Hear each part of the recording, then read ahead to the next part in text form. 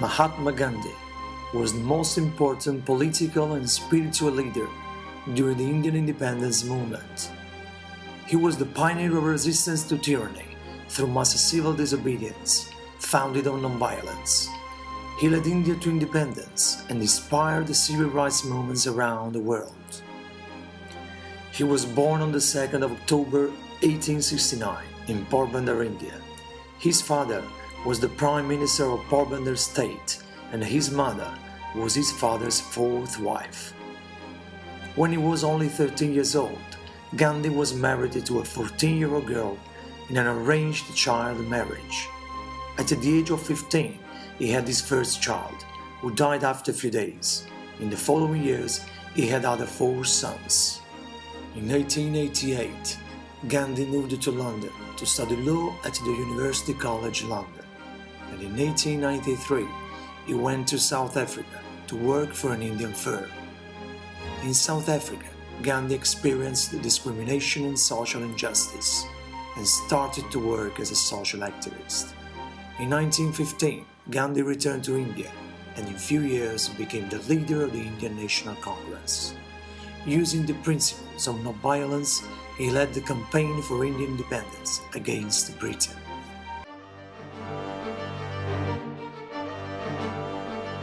The Salt March on the 12th of March 1930 was the first act against British rules after the Declaration of Independence. During a walk of 390 kilometers, Gandhi passed through a lot of villages and invited people to produce salt without paying the taxes. Bapu, this is the name that Indian people give to Gandhi, was arrested many times and spent 7 years in prison for his ideas and activities. But thanks to his commitment, on the 15th of August 1947, India became an independent nation. On the 30th of January 1948, Gandhi was assassinated while having a walk in New Delhi. His assassin was a Hindu nationalist. Today, part of his ashes rest at Deccan Khan Palace in Pune, India. Gandhi is officially honored as a father of the nation, and his birthday is a national holiday. Around the world, his birthday is the International Day of Non-Violence.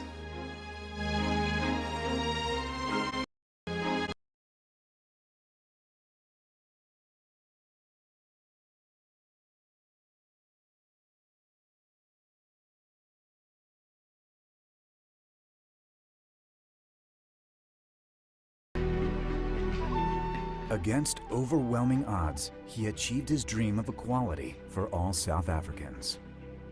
Nelson Mandela was born on July 18, 1918 in a small South African village.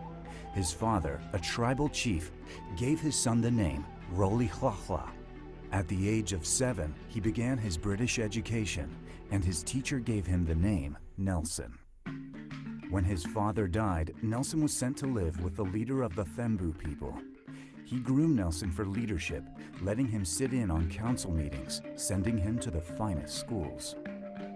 During a break from college, Nelson ran away to Johannesburg in order to avoid a prearranged marriage.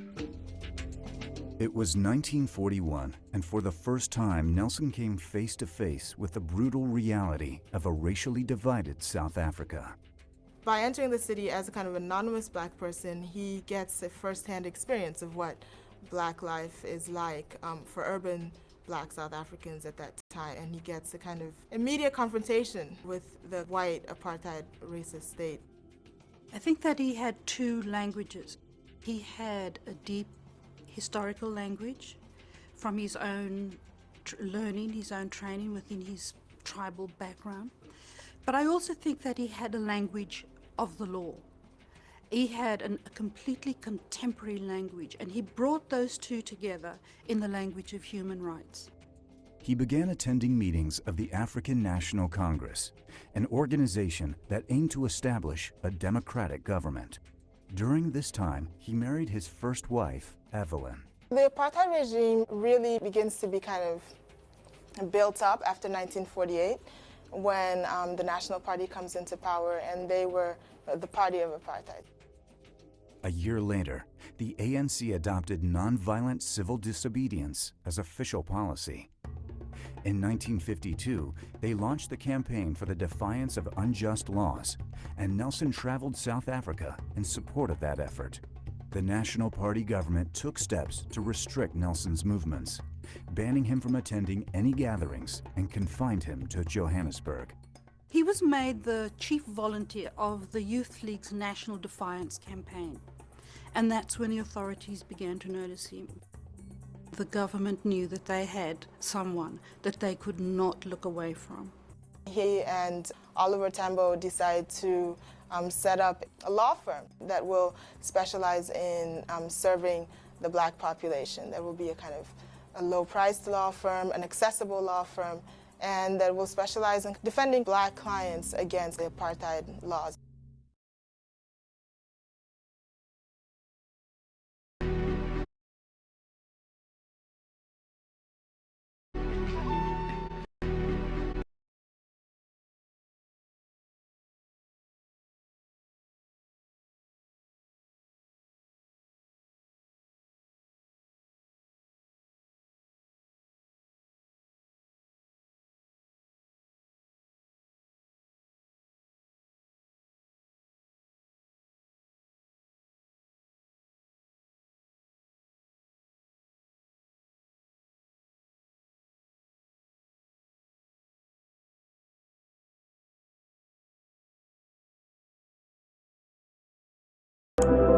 Father of the nation, Mahatma Gandhi has been an inspiration to millions across the globe. Gandhi, who spent 21 years of his life in South Africa, got his first taste of racism in the country. He was kicked off a train in Pietermaritzburg and hence began his battle for the rights of Indians in South Africa. Among the millions who Gandhi inspired was Nelson Mandela, the social rights activist, politician and philanthropist, who went on to become South Africa's first black president. Often referred to as Africa's Gandhi, Mandela was deeply influenced by Gandhi's passive resistance and satyagraha as effective political tools. At the conferral of the freedom of Pietermaritzburg on Mahatma Gandhi, Mandela said, and I quote, "Gandhi's magnificent example of personal sacrifice and dedication in the face of oppression was one of his many legacies to our country and to the world. He showed us that it was necessary to brave imprisonment if truth and justice were to triumph over evil. The values of tolerance, mutual respect and unity for which he stood and acted had a profound influence on our liberation movement and on my own thinking." Nelson Mandela is once reported to have told an Indian friend, "You gave us Gandhi and we gave you Mahatma." The former South African president is a perfect example of how Gandhi lives on through his ideas even years after his death.